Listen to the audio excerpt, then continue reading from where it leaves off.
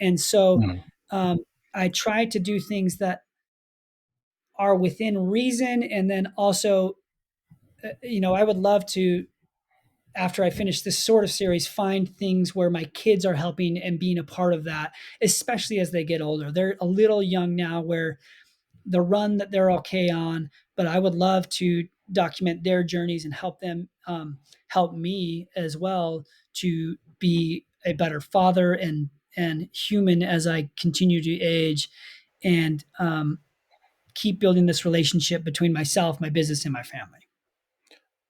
Those are all fantastic goals. The fact that you're looking how to be a better husband, be a better father, be a better business partner says a lot about you. You know, it's not just, oh, I want 1 million subscribers. You're wanting to just be a better person, fitter person, help other people. How then do you go about learning these things? Because you have some great videos about showing when you fail a lift, showing you working on the technique part of your lifts. You know, how do you take these goals and activate the skills brain of it? You know, because me and you can both do a lift, and you'll probably kick my arse day in day out because you'll know like the spatial awareness of where your limbs are, and you'll know how to better base and squat. You know, maybe if we went to jiu-jitsu, I'd be better because I maybe know more of the movement of it. So, you know, if we seen the techniques, we would be probably the same, but you would beat me in the incorporation of it. How do you start building in the ability to do handstand press ups?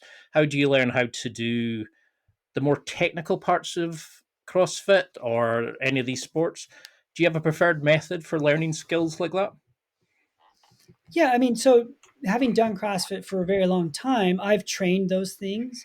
Um, so I've trained snatching for years, right? Like I did a lot of Mm. work back in 2014 through 16 on the snatch specifically, because it was something that I did in CrossFit. But from 2019 to 2023, I can count on the number of times, I can count on one hand the number of times I snatched more than 165 pounds because I never did. I didn't put any effort into it. I didn't practice any sort of squat snatching. And so, um, because I've done it before, I knew I was able to do it. But I specifically for this journey and to make it a more interesting story, I've reached out to sport specific coaches to help me with programming and watch my lifts and give me feedback so that I have someone who's very educated in coaching people. So I reached out to one of the best Olympic lifting coaches in the nation. She coaches Maddie Rogers, who's probably the best female Olympic weightlifter in this sport in the United States. I say that, but I've done absolutely zero research in the sport of Olympic weightlifting, so there might be other better females, but I just happen to know Maddie and like Amy a lot. And so Amy and I have been working together for months on technique and what I'm doing and what my plan is leading up to the lifts and the day we shoot. Um,